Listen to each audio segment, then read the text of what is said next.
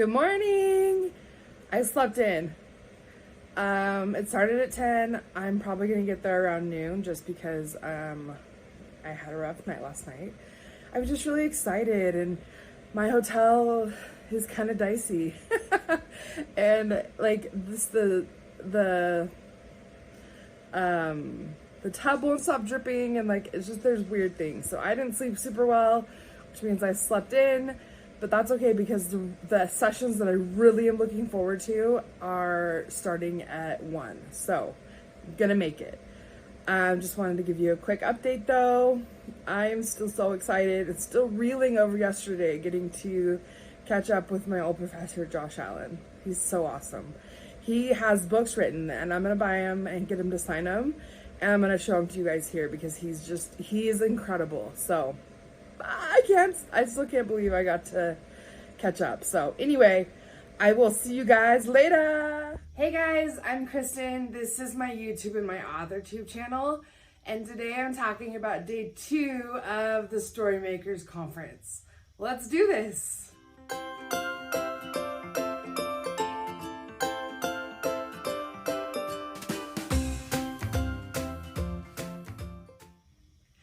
So this is actually just a glorified vlog. It's a video blog.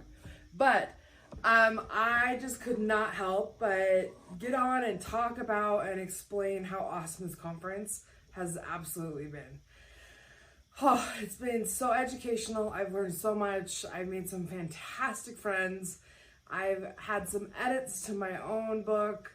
I've learned of new books to read. Like, my mind is blown.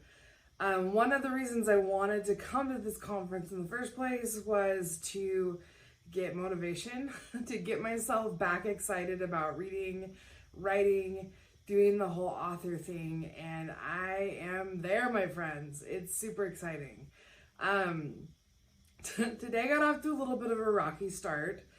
I don't know if you can hear in the background, but oh gosh, there's a leaky faucet in my bathroom, and it's not just like a little leak. It's like someone has turned the water on super low, and it's just a constant flow. And maintenance has looked at it, and it's just that they're all booked, so I'm just kind of stuck here, and it's super great. But it's fine because I'm only here for a couple of days, but it's not fine because it kept me up way late, and I slept through some of the sessions that I wanted to really hit up, like how to write a good villain. I love villains. I was really sad that I missed that. I also missed where to find great ideas, how to make your characters really well-rounded, stuff like that. So that was a really big bummer.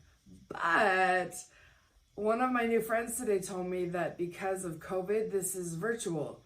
And so like some people can come in person, some people have virtual tickets. And so all of these sessions are going to be recorded and available. So that means that I can not only watch them, but then I can also report back on my favorite sessions.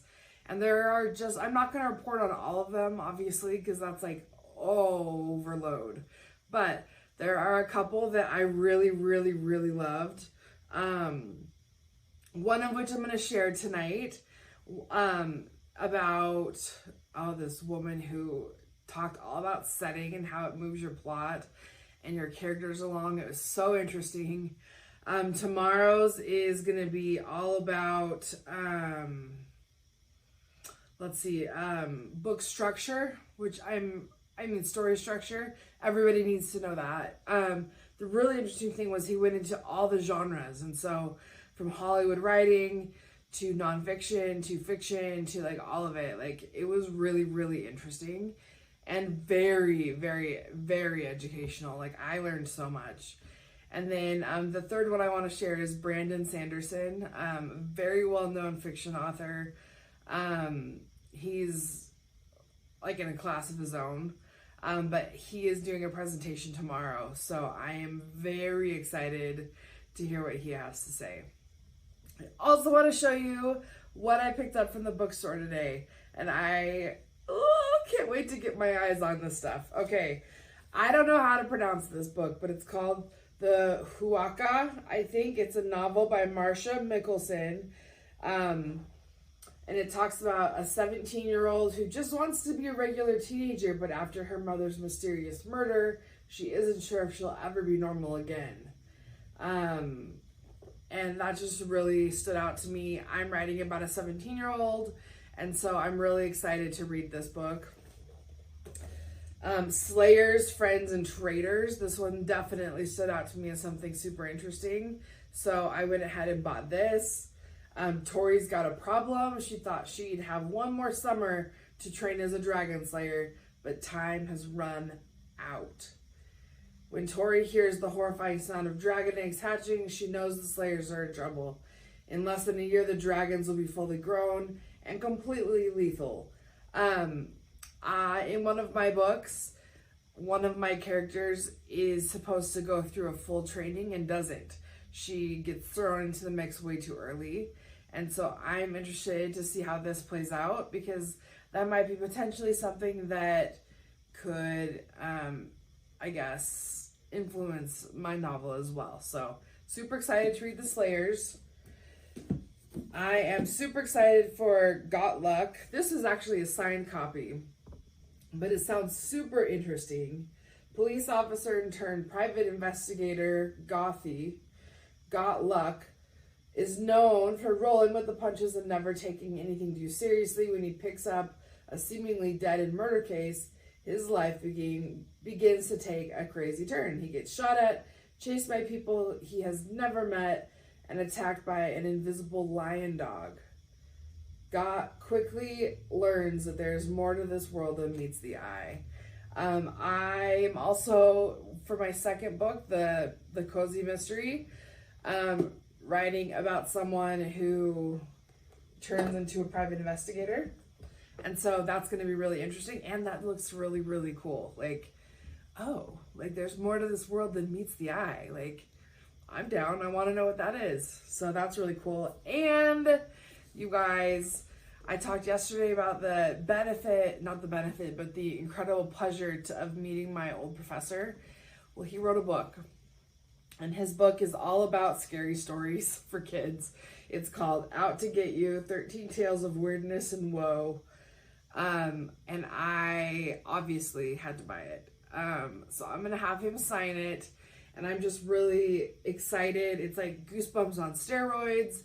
And it's from someone who absolutely shaped my career without even knowing it. I still, in my head, hear, there's a better way to write that sentence. You don't need an exclamation mark if you use better words. And I'm like, okay. So this is from Josh Allen. And I'm just super excited to be able to purchase this and support him. I also was able to pick up a series planner, which is great. Let me just show you some stuff. It has organization, company, employment, city, country, landmarks, room for lots of notes, characters, character profiles, setting maps, like details, secondary characters, story outlines, like the hook, the inciting incident, the first plot point. You map it all out, the crisis, climax, and resolution. It has so many things to know about characters that's just amazing. You can do word count revision and trackers. And it lets you do multiple books all at once because it's a series planner, not just a regular book planner. So I'm going to be using this. I'm super excited about it. So excited that I bought two. One is for me, and one is to give away at the upcoming Utah Writers Unite retreat. So that's what this one is. I'm gonna keep this. It's on brand for me. But I just really, I'm gonna give one away. So if you want to be a part of the Utah Writers Unite conference, let me know and I can get you details on that. It's gonna be in June and it's gonna be awesome. So just a heads up there, that is for giveaway at that retreat.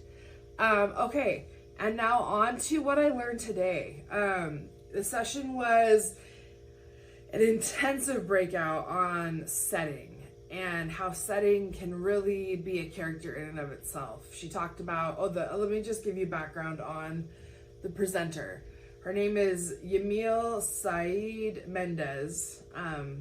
She has written a lot of books, won a lot of awards, and was selected by Reese Whitherspoon, the actress, to be part of her book club. So that in and of itself is very impressive. But she was so cute, had a lot to say about setting, and just kind of brainstormed the different ways that setting can help move your plot and your characters forward.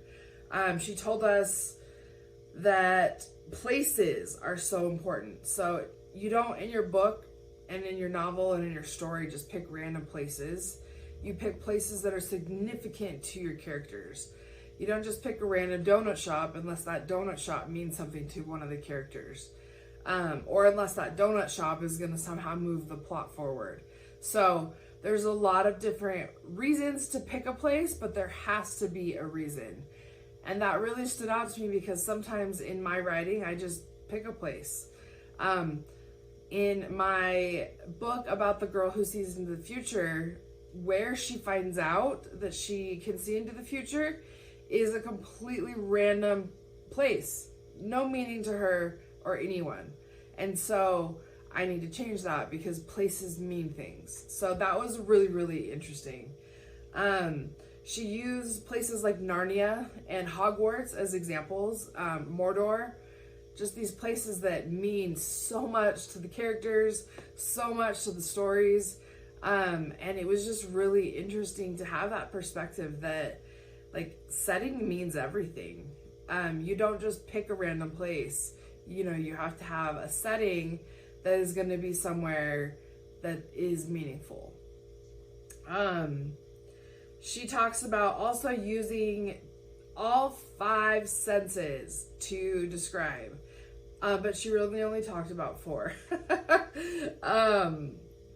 What did she talk? She talked about smell, touch, taste, hear, feel. I don't remember which ones. But, I mean, using all the 5 senses to describe where a location is really important. And it's a great way to connect your reader to your character and just make sure that they are jiving and that things are going well and that connection to that place is happening. She also says that where a setting can be a challenge is when the character grows. And so you have a place that doesn't necessarily evolve, but the character's evolving. And so sometimes you come back to that place and the character isn't quite as connected to it. And so she said to look out for that, which I think is important. You see that in Harry Potter with Privet Drive. You see that in The Hobbit with the Shire. You know, their main goal was to protect the Shire. Well, they come back to the Shire, and because they've all changed so much, the Shire isn't quite the same for them. Yamille also gave really good advice on how to keep your character and your audience kind of oriented as you're changing settings and as you're establishing settings. And I'm just going to read this list because it's so great. You can draw a map. You can use Google Earth so that you're actually using real streets and real like businesses on those streets, so it seems very effective. You could use encyclopedias, tour guides, books, pictures, and you can use Facebook groups. Even ask questions on Facebook groups. People will definitely tell you about the towns that they love because they love the towns. And she was so cute. She's like, if all else fails, she's like, change the name, change the spelling, and you have a place that's entirely yours. And I was like, that's pretty fantastic. So just some really great tips on setting, some of which I hadn't even thought about. So that's kind of what I learned today. And those are the books that I got today, my book haul. And it was just a really, really great, fantastic day, despite the late start because of the leaky faucet. But anyway, that's what I have for today. Tomorrow, I'm going to be talking about John Truby. That's the man who gave the presentation today on story structure. But until then, I will see you guys later and hopefully for my next video. Have a great night.